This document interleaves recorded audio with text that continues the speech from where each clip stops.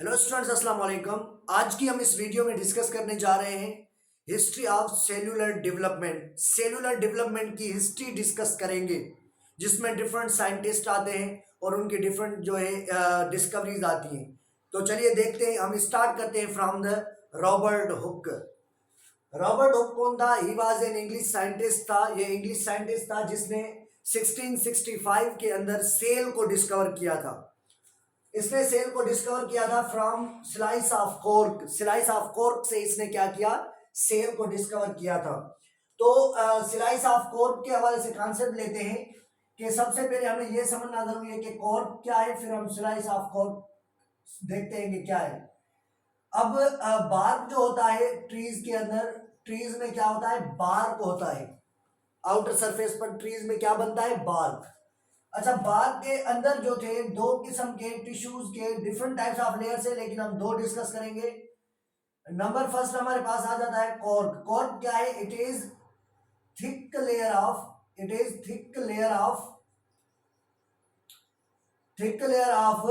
Tissues. पर कौन से tissues? It is thick layer of dead tissues.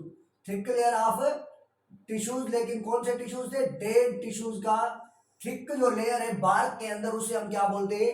Cork बोलते हैं। कॉर्क क्या है? Thick layer of dead tissues inside the bark. Bark के अंदर जो है, बार्क के अंदर क्या है? वो thick layer of dead tissue है, जिसे हम क्या बोलते हैं? कॉर्क बोलते हैं। उसके बाद हमारे पास आ जाता है स्लाइस ऑफ कॉर्क। अच्छा, ये जो स्लाइस ऑफ कॉर्क हम किसको बोलते हैं? It is thin layer. It is thin layer. ये थिन लेयर था किसका? टिश्यूज का। It is thin layer of dead tissues. Tissues का थिन जो लेयर था उससे हम बोलते हैं क्या? Slice of cork. बार्क के अंदर दो डिफरेंट हो सकते हैं, लेकिन हम यहां दो डिस्कस कर रहे हैं। जैसा आप समझ लीजिए कि ट्री है एक, ये ट्री है। ट्री के आउटर सरफेस पर क्या होता है? बार्क होता है। क्या होता है? बार्क होता है। बार्क। अब ये जो बार्क है, it is inside this bark. इस बार्क के अंदर दो किस्म के टिश्यूज के लेयर्स हैं, देखेंगे। एक होता है कॉर्क और दूसरा क्या है हमारे पास? Slice of cork. जो कॉर्क होता है वो क्या है? थिक लेयर है। और जो स्लाइस ऑफ कॉर्क है ये क्या है? थिन लेयर ऑफ टिश्यूज है। अब जब रॉबर्ट हुक ने एक प्लांट को देखा, जिस प्लांट में ये देखना चाहता था, इसने कैसे जो है सेल डिस्कवर किया, प्लांट्स को एग्जामिन किया, प्लांट को देखा, लेकिन प्लांट से कौन से टिश्यू के लेयर को देखा? स्लाइस ऑफ कॉर्क को। जो थिन लेयर था, वो जो थिन लेयर था बार्क के अंदर, उसको देखा। थिन लेयर को इसीलिए देखा क्योंकि वो जो थिक लेयर था उसको जो है ये माइक्रोस्कोप जो है अच्छे तरह से एग्जामिन नहीं कर सकती थी। तो इसी वजह से इसने क्या किया? थिन लेयर लिया ताकि अच्छे से उन्हें देख सके। तो थिन लेयर के अंदर इसने क्या देखा कि there are different types of compartment. इसको कुछ कंपार्टमेंट नजर आए, हनी कॉम्ब लाइक स्ट्रक्चर नजर आए, जिसको इसने नाम दिया कि दीज आर द सेल्यूला। सेल्यूला कहकर उसको जो है बताया कि ये सेल्यूलाज है, और बाद में इन सेल्यूला से क्या बन गया? सेल बन गया। तो ऐसे रॉबर्ट हुक ने जो है सेल की डिस्कवरी की थी। उसके बाद हमारे पास आ जाता है Antony van Leeuwenhoek. Antony van Leeuwenhoek ये जो था, ये माइक्रोबायोलॉजिस्ट था। ये कौन था? माइक्रोबायोलॉजिस्ट था। और इसने क्या किया कि ये फर्स्ट डिस्कवर लिविंग सेल, जो फर्स्ट लिविंग सेल था वो एंटोन वैन ल्यूवेनहुक ने डिस्कवर किया था। कब डिस्कवर किया था? 1670 के अंदर। He was microbiologist. ये कौन था? माइक्रोबायोलॉजिस्ट था। माइक्रोबायोलॉजिस्ट उसको बोलते हैं जो कि एक्सपर्ट होता है, जो छोटे से ऑर्गेनिजम्स की स्टडी करने में, तो उसे हम क्या बोलते हैं? माइक्रोबायोलॉजिस्ट। उसके बाद इसने क्या किया कि लिविंग सेल को डिस्कवर किया, और ब्लड सेल्स और उसके साथ साथ स्पर्म सेल्स के हवाले से भी इसने कॉन्सेप्ट दिए थे। तो ये एंटोन वैन ल्यूवेनहुक का ये जो थे कब दिया? 1670 के अंदर जो डिस्कवर किया था। क्या डिस्कवर किया था? First living cell. उसके बाद है हमारे पास यही सेम साइंटिस्ट जिसका नाम है Anton van Leeuwenhoek. Anton van Leeuwenhoek ने क्या किया? इन 1683 के अंदर, 1683 के अंदर इसने बैक्टीरिया और प्रोटोजोआ को देखा। जब बैक्टीरिया एंड प्रोटोजोआ को देखा तो इसने जो है देखकर जो है बताया, जो चीजें इसने देखी, इसने क्या किया? लेटर भेजा royal scientific society of London को। तो उसमें इसने ड्रा किया, तो मैंने ये चीजें देखी हैं और उस लेटर को सेंड किया। और इसकी जो डिस्कवरीज थी वो कब हुई थी, 1683 के अंदर इसने जो है मिनिएचर जो सिमालेस्ट जो ऑर्गेनिजम्स थे उसको इसने डिस्कवर किया। तो इसीलिए कहा जाता है कि discovery of protozoa and bacteria was done by the Anton van Leeuwenhoek ने डिस्कवरीज की। ओके, उसके बाद आ जाता है वो है रॉबर्ट ब्राउन। रॉबर्ट ब्राउन ने डिस्कवरी की क्या, डिस्कवरी ऑफ न्यूक्लियस। सेल का जो न्यूक्लियस है, मरकज है, उसको डिस्कवर किया है किसने, रॉबर्ट ब्राउन ने। ये हमारे पास सेल है और सेल का ये न्यूक्लियस है, ये this nucleus was discovered by the Robert brown. कब डिस्कवर किया था, 1833 के अंदर। 1833 में रॉबर्ट ब्राउन ने न्यूक्लियस को डिस्कवर किया। उसके बाद हमारे पास आ जाता है मिथियास शिल्डिन। शिल्डिन जो था ये जर्मन बोटेनिस्ट था। कौन था, जर्मन का बोटेनिस्ट था। इसने क्या किया कि ये एक जर्मन बोटेनिस्ट था, इसने प्लांट्स को देखा। जैसे प्लांट को देखा तो इसने जो प्लांट्स एग्जामिन किए, इसको नजर आया कि प्लांट्स के अंदर जो कंपार्टमेंट रॉबर्ट बता रहा था वही इसको नजर आ रहे थे। तो फिर बाद में इसने कहा कि जो भी लिविंग प्लांट्स हैं, यानी जो भी प्लांट्स हैं उनके अंदर सेल पाया जाता है, और जो डेड प्लांट्स हैं उनके अंदर जो सेल है खत्म हो जाते हैं।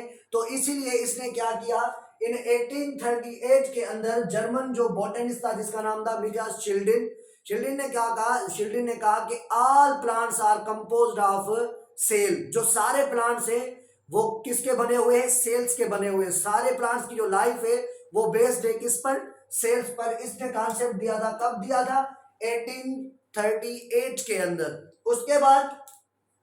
उसके बाद एक और साइंटिस्ट आ जाता है जिसका नाम है थ्योडर शिवान। थ्योडर शिवान ने 1839 के अंदर, ये भी एक जर्मन फिजियोलॉजिस्ट था, जूलॉजिस्ट था। तो जैसे हम एग्जांपल ले लेते हैं समझने के लिए, हम एक हिस्ट्री क्रिएट कर देते हैं कि आप समझे कि ये जो मिथियास शिल्डिन था ये इसका फ्रेंड था, थ्योडर शिवान का, ठीक है, फ्रेंड है। अब ये जो इसका फ्रेंड है, इसका दोस्त है, तो इसने क्या किया, इसने थ्योडर शिवान को बताया कि थ्योडर, मैंने जो है प्लांट के अंदर ये चीजें देखी है कि प्लांट जो है वो सारे का सारा कंपोज होता है किसका, सेल्स का, और सेल्स पर ही प्लांट की लाइफ कंटिन्यू है। तो फिर जैसे इसने बताया तो इसने क्या कि अब मेरे दोस्त ने कुछ डिस्कवर किया है तो मुझे भी तो कुछ डिस्कवर करना चाहिए। तो फिर इसने क्या किया कि थ्योडर शिवान ने एनिमल्स की स्टडी देखी, यानी एनिमल्स में देखा, क्योंकि ये जूलॉजिस्ट और फिजियोलॉजिस्ट था। फिर जब इसने एनिमल्स को देखा तो फिर इसने भी यही नतीजा निकाला कि जो भी एनिमल्स हैं, all animals are composed of cells. जो भी एनिमल्स हैं वो किस पर बने हुए, सेल्स पर।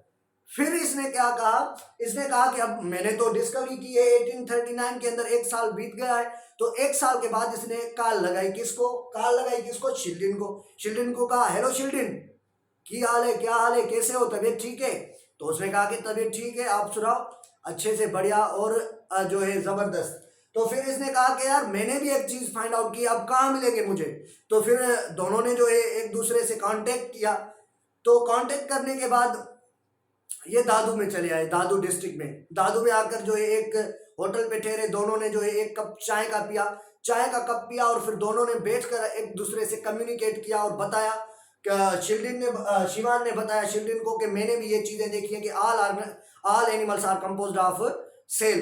तो फिर इन दोनों ने कहा कि अब ऐसा करते हैं कि आप और मैं दोनों मिलकर एक सेल की थ्योरी दे देते हैं। क्या दे देते हैं, सेल की थ्योरी दे देते हैं।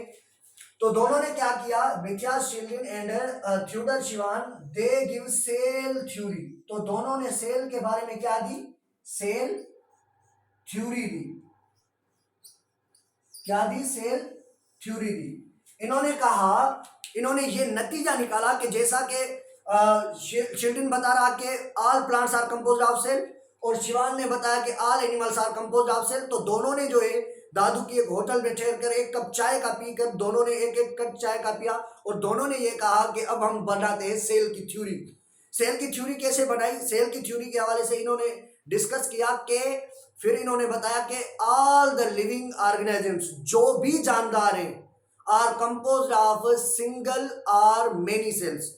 जो भी जानदार है वो एक या एक से बढ़कर जो है सेल्स के बने हुए हैं। इन्होंने पहली स्टेटमेंट दी। और दूसरी बात ये बताई कि सेल क्या होता है, दोनों ने बताया कि cell is the structural unit of life, cell is the structural and functional unit of life.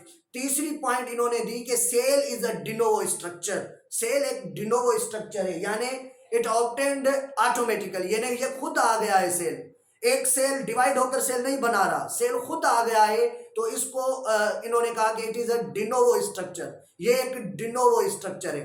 तो बाद में ये दोनों की जो है यहां तक जो है सेल थ्योरी मानी जाती है। क्या सेल थ्योरी कहा जाता है, किसको सेल थ्योरी कहा जाता है कि इन्होंने पॉइंट्स दिए थे कि all living organisms are composed of one और मेनी सेल्स, और उसके बाद इन्होंने दूसरी पॉइंट दी थी कि cell is the structural and functional unit of life. तीसरी पॉइंट दी थी कि cell is a de novo structure. उसके बाद हम आ जाते हैं 1840 के अंदर। 1840 के अंदर एल्ब्रेक्ट वॉन रिलाइकर जो था, ये साइंटिस्ट था। रिलाइकर ने क्या किया कि इसके जहन में एक सवाल आ रहा था कि where does life come from, यानी जिंदगी कैसे आई, जो जानदार आए वो कैसे आए, जिंदगी आई कैसे, जिंदगी का वजूद कैसे आता है। तो फिर जब इसने इस क्वेश्चन को समझने की कोशिश की तो फिर इसको कुछ ऐसा नतीजा मिला कि जिंदगी जो है वो एग एंड स्पर्म से आती है, यानी एग एंड स्पर्म, अगर मेल का स्पर्म होता है और फीमेल का जब एग होता है, ये फ्यूज होते हैं तो जिंदगी ऐसे जो है लिविंग ऑर्गेनिजम्स में स्टार्ट होती है, लिविंग में स्टार्ट होती है। तो फिर जो है इस साइंटिस्ट ने क्या कहा, कब कहा, 1840 के अंदर इसका जवाब ढूंढा और इसने उसके बाद कहा कि sperms and eggs are also called cell, यानी जो स्पर्म्स एंड एग्स हैं उन्हें भी इसने सेल कहा। उसके बाद हमारे पास आ जाता है Karl Heinrich Brown. Karl Heinrich Brown ने 1845 के अंदर कार्ल हेनरिच ब्राउन ने क्या किया, रीवर्क द सेल थ्योरी, यानी जो सेल थ्योरी शील्डिन एंड शिवान ने दी थी उसको रीवर्क किया कि ये जो बोल रहे हैं कि all organisms are composed of one और मेनी सेल्स, ये बोल रहे हैं कि सारे के सारे जो जानदार हैं वो एक या एक से ज्यादा जो है सेल्स से बने हुए हैं। तो फिर इसने क्या किया, रीवर्क किया, उस पर अगेन वर्क किया। जब अगेन वर्क किया तो फिर भी इसको नतीजा वही मिला जो शील्डिन एंड शिवान ने कहा था। तो फिर इसने कहा कि this is the accurate point that all living organisms are composed of one or many cells and the cell is basic unit of life. Karl Heinrich Brown ने 1845 के अंदर रीवर्क किया था सेल की थ्योरी के ऊपर। उसके बाद हमारे पास आ जाता है रोडोल्फ विर्चू। रोडोल्फ विर्चू जो साइंटिस्ट था, इन 1855 के अंदर रोडोल्फ विर्चू ने क्या किया, इसने कहा कि शील्डिन एंड शिवान की जो एक लास्ट वाली पॉइंट्स मैंने आपको बताई थी, तो इन्होंने क्या कहा था, पहले इन दोनों ने पहली पॉइंट ये कही थी कि all living things are composed of one or many cell. एक इन्होंने पॉइंट ये दी थी सेल थ्योरी के हवाले से। दूसरी क्या दी, दूसरी ये दी थी कि cell is structural and functional unit of life. तीसरी इन्होंने ये दी कि cell is de novo structure. Cell क्या है, डिनोवो स्ट्रक्चर। डिनोवो स्ट्रक्चर का मतलब है कि ये खुद ब खुद आ गया है वजूद में, ऐसा नहीं है कि एक सेल से दूसरा सेल बना है, ऐसे नहीं है, खुद ब खुद वजूद में आया है, तो इसे हम बोलते हैं डिनोवो। तो ये 3 पॉइंट्स इन्होंने दोनों ने बैठकर डिस्ट्रिक्ट दादू आकर एक कप चाय का लेकर जो है डिस्कवर किया था। हकीकत में ऐसा नहीं है, लेकिन हम समझने के लिए कहते हैं कि ये दादू आए थे, फिर एक कप चाय का लगाया, फिर इनका जो है जो ब्रेन था अच्छे से काम करने लगा और बाद में जो है सेल की थ्योरी डिस्कवर हो गई। तो ऐसा नहीं है, समझने के लिए कहते हैं। ओके, उसके बाद हमारे पास आ जाता है क्या, रोडोल्फ विर्चो। तो रोडोल्फ विर्चो ने क्या किया, added cell is not a de novo structure. इसने कहा कि जो शील्डिन एंड शिवान बता रहे हैं यहां तक तो ठीक चल रहा है बात, ये जो बात आप कर रहे हैं कि cell is the basic structural and functional unit of life, it's okay, इसमें कोई डाउट नहीं है। लेकिन एक पॉइंट आपकी गलत है, वो क्या है, cell is de novo structure. Cell खुद ब खुद कैसे आएगा, ऐसा नहीं है। सेल आता है प्री एग्जिस्टिंग सेल से, पहले सेल मौजूद था, फिर बाद में उससे उससे डिवीजन हो गई, सेल डिवाइड हो गए, फिर बाद में सेल बने, इसे बोलते हैं कि cell comes from pre existing cell. जो पहले सेल मौजूद था उससे सेल डिवाइड होकर बने हैं। ऐसा नहीं है कि सेल खुद ब खुद आ गए, ऐसा नहीं हो सकता। तो हम यही कह सकते हैं कि जो इन्होंने दादू के होटल पे जो चाय पी थी, लगता है कि उस चाय में जो है शुगर कम था, जो मीठी कम थी, तो इसी वजह से इनका ब्रेन जो है इस जगह पर अड़ गया। एक पॉइंट इन्होंने गलत बता दी, फिर इसको करेक्ट किया किसने? रोडोल्फ विर्चो ने 1855 के अंदर। इसने क्या किया? इसने कहा कि cell is not a de novo structure. Cell de novo structure नहीं है। तो क्या है? सेल डिनोवो स्ट्रक्चर नहीं है, but it comes from pre existing cell. It comes from pre existing cell, यानी जो पहले सेल मौजूद हैं उनसे जो है डिवाइड होकर ये सेल्स बनते हैं। तो तीसरी पॉइंट इसकी ये गलत हो गई सेल थ्योरी की, और उसमें जो ऐड किया गया था वो ये हो गया। फिर बाद में क्या ऐड हो गया? फिर तीसरी पॉइंट में, तीसरी पॉइंट में ये ऐड हो गया कि cell is not a de novo structure. Cell de novo structure नहीं है, ये खुद नहीं आया है। पहले जो है उन एक सेल दूसरे सेल से आया है बाय द डिवीजन।